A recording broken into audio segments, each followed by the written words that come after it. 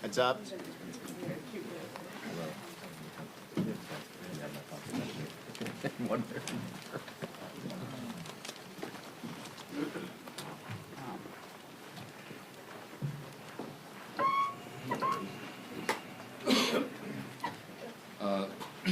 Good morning to everybody. Thank you for being here this morning.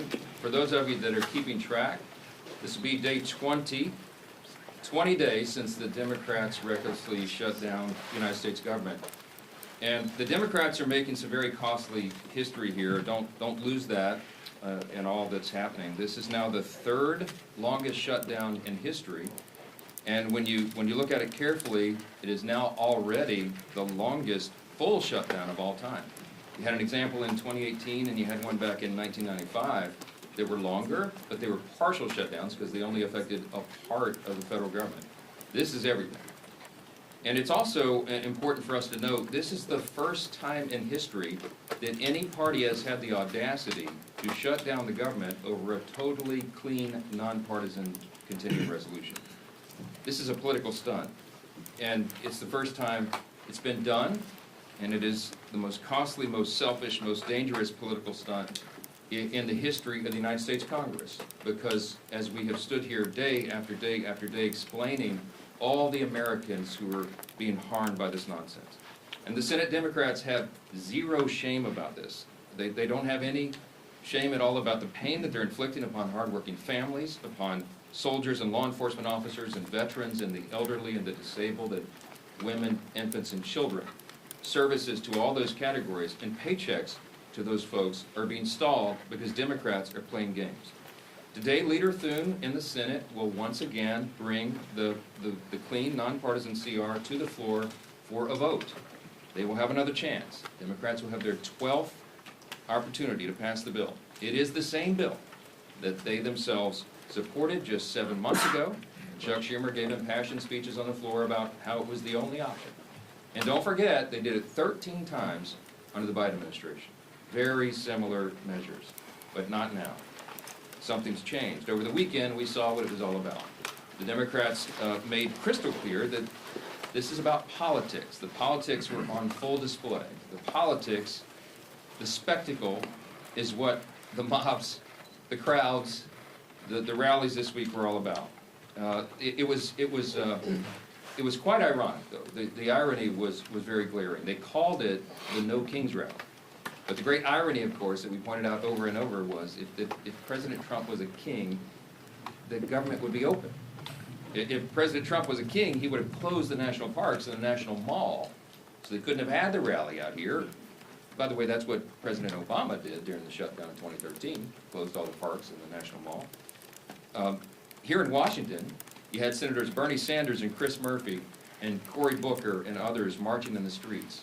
Now, these are the same senators who voted over and over to shut down the legislative branch and hand the reins to President Trump. They're decrying the situation that they themselves created. This has always been about the spectacle. Chuck Schumer himself joined the spectacle in New York City. And it's interesting to note his activities there. He was standing side by side some of the most radical groups that maybe ever assembled on U.S. soil. They openly advertised as co-sponsors of the event in New York City. The Communist Party USA, the Democrat Socialist of America, the Freedom Socialist Party, the Young Communist League of New York, many others. Do we need any further evidence? They're not hiding this. They're out in the open. They're not shy about it. Because this is the core constituency of the modern Democratic Party. These are objective facts. Look at what's happening. Open your eyes. It is exactly why Chuck Schumer is pandering in this whole charade. We've explained from the very beginning, this shutdown is about one thing and one thing alone: Chuck Schumer's political survival. Now, I noted on Friday, the lead organizer of the rallies this weekend issued an open threat to Democrats. Quote, "The cavalry is coming in on October 18th, and they're either going to be celebrating with you, or they're going to be calling for new leadership. Now that's a direct threat to Chuck Schumer, and he heard the message. So did Hakeem Jeffries in the House. And that's why neither of them were here doing their jobs. Instead, they were out in New York and California. They were catering to the same radical base that is just days away from electing an open Marxist as mayor of New York City. And now that Chuck Schumer has had his spectacle, he's had his big protest against America, this is our plea. We're asking, and I think everybody in this room and everybody watching, listening to our voices this morning should be hoping that he is finally now ready to go to work and end this shutdown and stop inflicting pain on the American people. Republicans have been working. We are ready. We've been doing this. It's been over a month now. We passed our responsible short-term solution to keep the government open while we just simply finish our work to fund the government openly and transparently, and Republicans are completely united on that front. On the other side, Democrats can't even agree amongst themselves.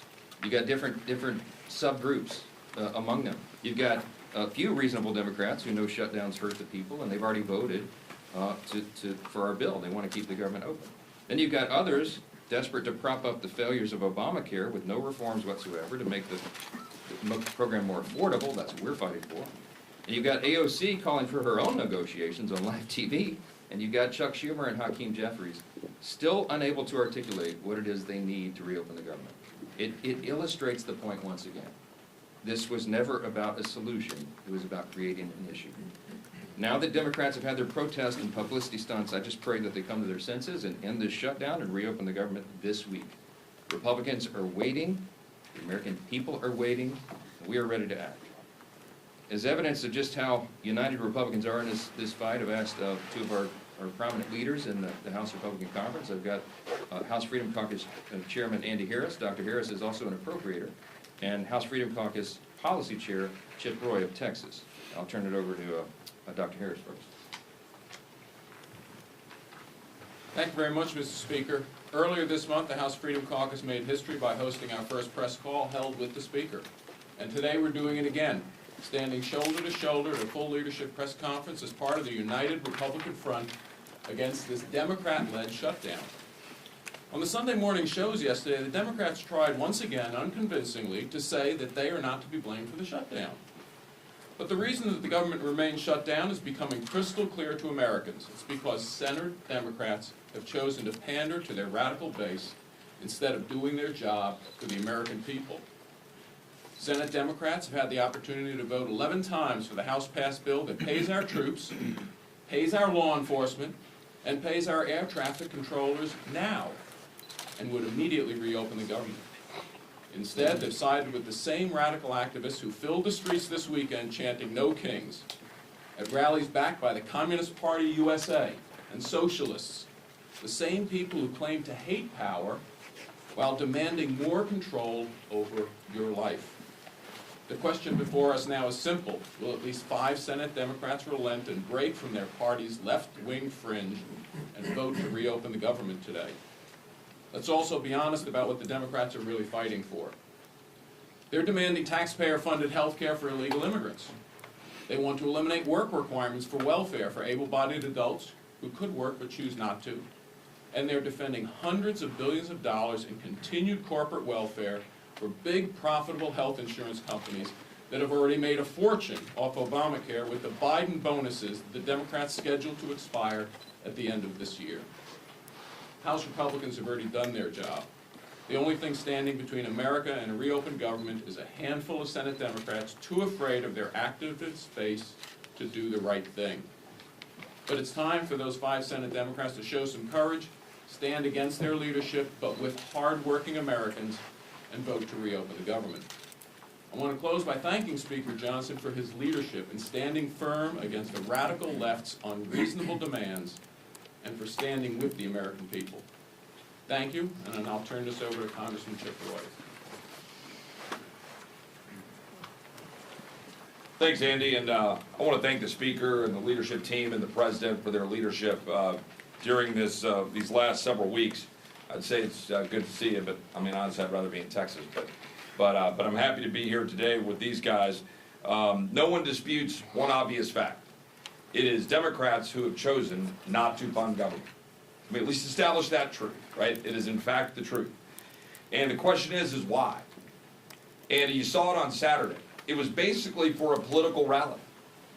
Rally for cover for Chuck Schumer, who's in his own political battle in New York. That's the truth. And the irony of this is, this No Kings rally. What are we actually talking about? I mean, it wasn't President Trump, but Democrats who tried to make us take a shot or lose our job. It wasn't President Trump, but Democrats who were burning our cities to the ground in 2020 and attacking police officers. It wasn't President Trump, but it was Democrats who want to push boys into girls' locker rooms, who want to force surgeries upon children. It wasn't President Trump, but Democrats who pushed fraudulent mail-in ballots in 2020 and left the elections in question. And then when Americans dared to question that stuff, they sought to jail the American people. They weaponized the government against the American people. And now they want to turn around and say they're going to have a No Kings rally? This is the dying breath of a bankrupt party, in my humble opinion. All too happy to shut down the government, then have a Chicago teacher walk around with this symbol against her neck. Somebody tell me how that's appropriate. Where are the Democrats that are crying out about how horrific that was? And by the way, where are the Democrats who are calling out the Attorney General in Virginia for calling on the death of children of a political opponent? Where is Abigail Spanberger, one of our former colleagues running for governor of Virginia? Do they not have the courage to call out fellow Democrats for that absurdity? The truth is, we have a president. We don't have a king. We have a president who loves our country, who rightly said yesterday that he's working his ass off to make this country great. He is correct. Brokering peace deals in the Middle East, rebuilding our military, rooting out DEI and critical race theory, declaring cartels as terrorist organizations, focusing on Antifa, defunding the World Health Organization, getting us out of UNRWA, making sure that we target the Southern Poverty Law Center, who are, going after people like our friends at the Family Research Council, or ultimately Charlie Kirk. Securing the border, passing the Lake and Riley Act. These are the things the American people want us to do, not shutting down the government for political rallies. And the truth is, the Marxists, the radicals, and the Islamists, the Democratic Party promoted this weekend, they cannot handle the truth. The truth is that there is a king, and that king is Jesus. And the president has been willing to say it, his administration has been willing to say it, and Charlie Kirk was willing to say it, and he got killed for it. Democrats are using this ridiculous political exercise to hold hostage the government of the American people, pretending it's about health care. Meanwhile, it is Democrats who have been holding the American people hostage to an unconscionably broken health care system that they themselves created. We're saying no more. We're the party that's standing up for hardworking Americans who can't afford health care, who can't afford insurance. We're not for giving more money to the insurance companies. We're not for a $400 billion blank check to big corporate America and corporate welfare, like my friend from Maryland said. We're not for health care for illegal aliens, but for standing up for American citizens to be able to afford health care, to carry forward the president's good policies, like short-term limited duration plans, and other ways that people can actually go and afford health care. We're for law and order. We're not for hate-filled lawlessness. We're for common sense, not radical surgeries on our children without parental consent to say a boy can be a girl. We're for the message of hope. Hope born in the freedom of those who fought to give it to us through their blood, and also through the blood of our Savior Jesus Christ. Republicans are working to make America great again. Democrats have been trying to run out the clock. And for Hakeem and Chuck, their time is up. Turn it over to Steve. Thank you, Chip. Well, you can see Republicans are united strongly in working to open the government back up. We all voted to prevent a government shutdown, and that bill went through the House weeks ago on almost exclusively a party line vote. And since then, for weeks and weeks, that bill has been in the Senate, where Democrats, led by Chuck Schumer, consistently have voted to shut the government down. And we've said all this is about is Chuck Schumer trying to appease his most radical base, the most far-left elements of the Democrat Party, the people who have taken over the Democrat Party. Frankly, they've held Chuck Schumer hostage, and so now Chuck Schumer is holding the American people hostage. And this weekend, we got to see on display what that Hate America rally we've been talking about was really all about. You could see some of the signs. These are just a few. But over and over again, you could see signs like 8647. I think everybody knows what that's about. multiple signs like that advocating for the death of our president. And where are the Chuck Schumers of the world calling that out? They didn't call it out. They actually went and celebrated with those people that are advocating for the murder of President Trump and other Republicans. It's insanity. Yet that's where the Democrat Party in Washington has gone. Most Democrats around the country don't buy into that far-left radical socialist base that Chuck Schumer's catering to. And that's why so many are walking away from that party. But in the meantime, that's who is controlling the Democrat Party here in the United States Senate and in Congress. And that's why we continue to be at this stalemate. Not because there's some ability for us to come together and find a common ground. We've been trying.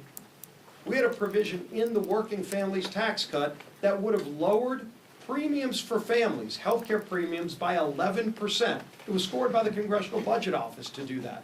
11% reduction in premiums for families. And you might ask, well, why is that not law of the land? Because it passed the House.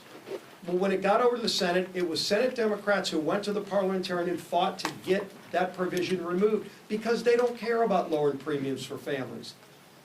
They really don't, and they showed it over and over again. What do they care about? They care about catering to the most radical elements of their base. You could see the sponsors, and it's been mentioned before, the Communist Party of America, the Socialist Party. Well, that's who's taken over the Democrat Party.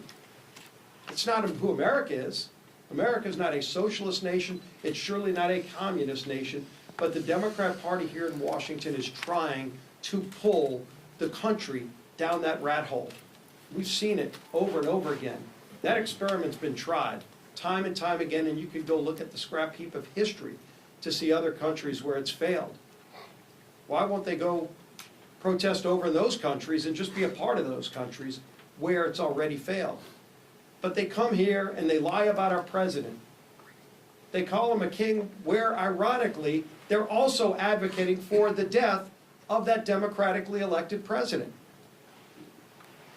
And so you've got to see it all on full display. And hopefully that's what Chuck Schumer needed to go through to show them that he's still keeping the government shut down to appease that group. But now that rally is over. And the pain that he has inflicted on American families continues. It's time for Chuck Schumer to end the pain he's inflicting on millions of American families. And finally, vote. Just 5 Senate Democrats need to come together to vote to open this government back up again.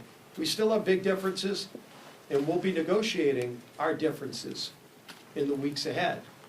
But it's time he releases the American people from this crazy experiment. With that, bring up our whip, Tom Emmer.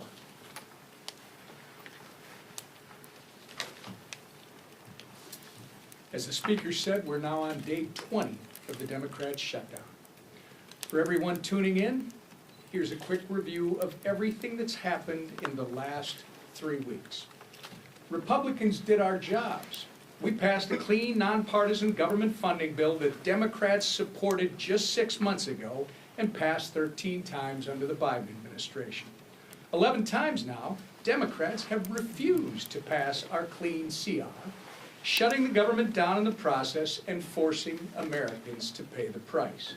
In order to simply turn the lights back on, Chuck Schumer and Hakeem Jeffries have demanded $1.5 trillion in new spending for things like taxpayer-funded health care for illegals and cutting $50 billion from our rural health care fund. They've taken the American people hostage while pointing fingers at us for refusing to concede to their absurd wish list of demands. But Republicans have been clear.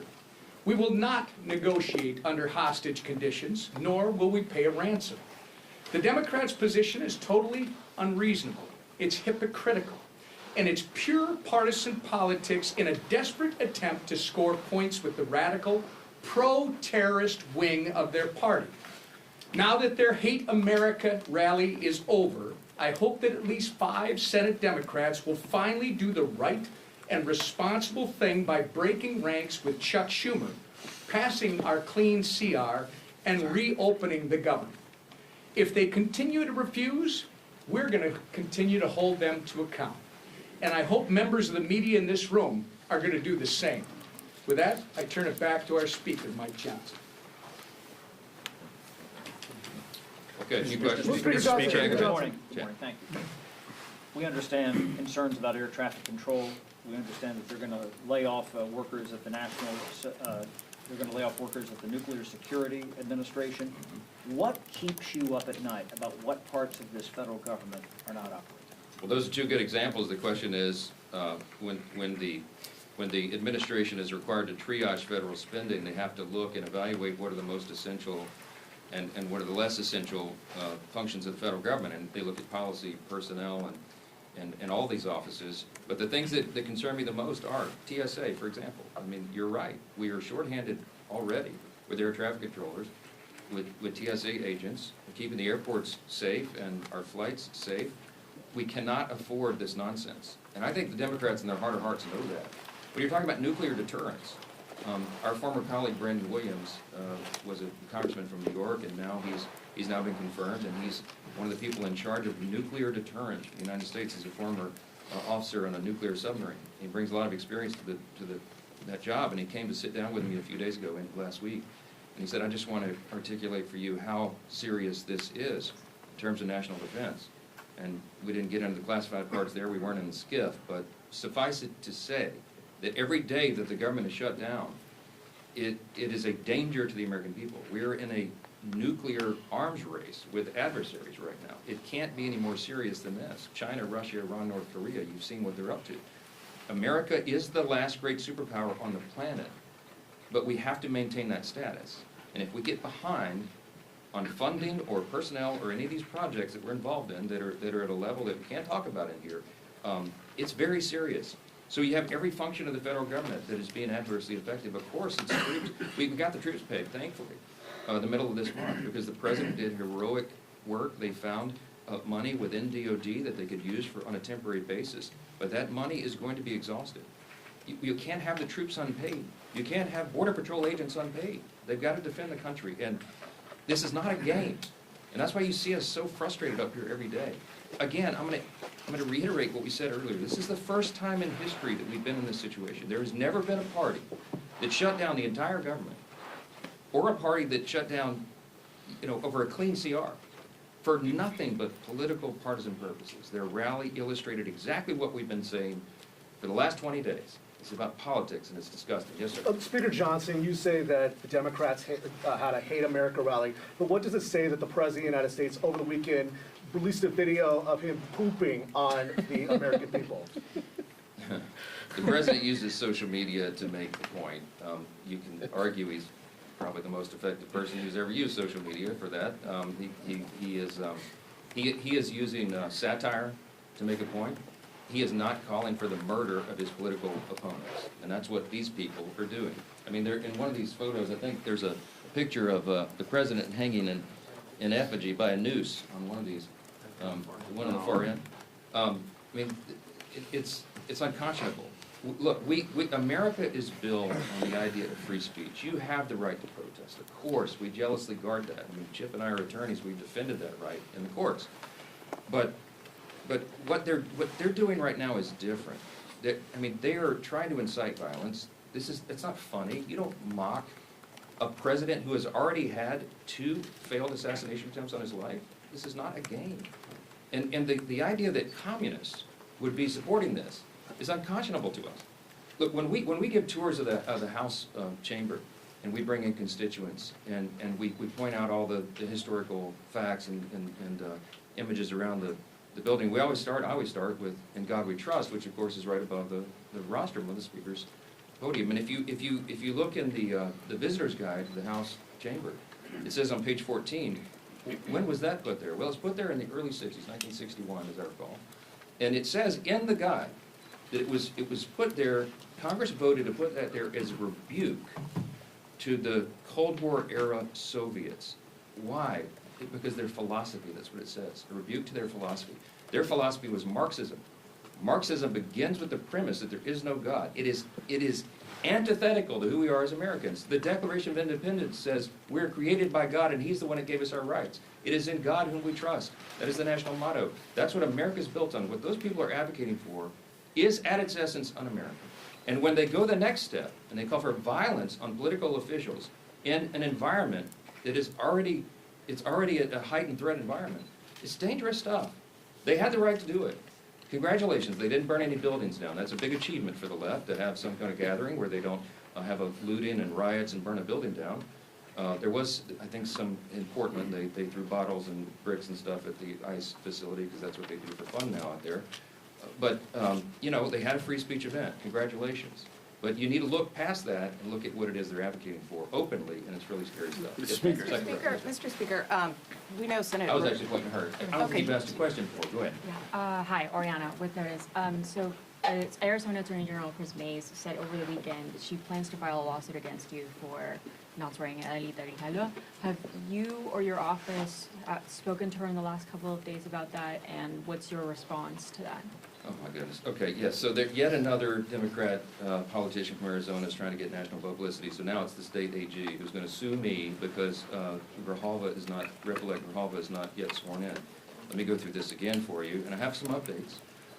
First of all, I'm following the Pelosi precedent. I was on some of the Sunday shows and was asked about this because this is all they have to talk about right now. When Julia Letlow was elected under very similar circumstances to fill the seat of her deceased husband, who passed away tragically by COVID, Nancy Pelosi, Speaker Pelosi at the time, took 25 days to administer the oath of office to her. It wasn't just Julia. The Pelosi precedent extends even further, because when Pat Ryan and Joe Sempolinsky were elected during an August recess, they waited 21 days to administer the oath to those two rep-elects because they were not in session. We are not in legislative session. The chronology is important. Rep. Grijalva won her race in, I think it was the last week of September, after we had already gone out of session. So I will administer the oath to her, I hope on the first day we come back, legislative session. I'm willing and anxious to do that. In the meantime, instead of doing TikTok videos, she should be serving her constituents. She could be taking their calls. She could be directing them, trying to help them through the crisis that the Democrats have created by shutting down the government. Oh, and by the way, I also did find out this little tidbit that should be interesting to you. When a rep-elect comes in on a special election in particular, it is up to the leaders of her party, his or her party in the House, to give them guidance and direction. One of the first things they do is reach out, what we do, is reach out, majority leader, or reaches out to the rep-elect and says, hey, welcome, congratulations, here's all the things you need to do. Here's the office of the Chief Administrative Officer of the House, and they will help you get all of your computers set up and your passwords and all the rest. That call was apparently never made by Rep. Grijalva, and I don't know if the Democrat leader's office didn't inform her of that. But I found out this morning that the person who runs that office in the Chief Administrative Office is on furlough because they voted to shut the government down. And so that person didn't reach out affirmatively, but now it's been sorted out, and I'm told they're going to her office today because she made a TikTok video saying that she couldn't use her computers. Well, she'll be able to use her computers now. Okay, she has 16 staffers. They need to be taking calls. They need to be helping their constituents, just as Republicans are out in their districts right now, helping them navigate the chaos that is created by Democrats who are playing political games. Mr. Speaker, Are we not fast approaching the point where this CR doesn't buy you time for appropriations?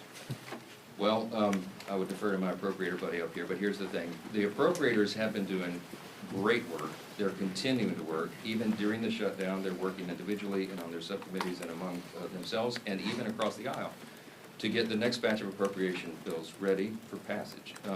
Is the time eroding quickly? Yes. Is it dangerous for them to shut the government down right now? Yes, because we have very pressing matters that we need to handle, but we can't do it when the Senate is stalling all of that, stopping it. We passed 12 separate appropriations bills through the House committee. They've done their work. 3 of them off the House floor, 3 bills off the Senate floor. They don't match up exactly, so we're going to a conference committee on that. We have to finish that process. We have to rebuild the muscle memory for regular order, because that is how we serve as good stewards of the American taxpayers. We're anxious to do that. We hope the Democrats will see the light. We hope that you will ask them the tough questions this week. Why in the heck are you doing this? What is the point? What is the purpose? And don't let them say it's about Obamacare subsidies, because that was always going to be the subject of debate internally and and across the aisle, between the caucuses and amongst everybody, in the month of October. And they are now eating up the clock for us to have the thoughtful debate about reforms and things that might be necessary, if indeed that's going to be extended. So it's on them. You need to ask them the tough questions. We're here to do the work. We'll continue to do it. Thank you all. Thank you. Good work, Mark.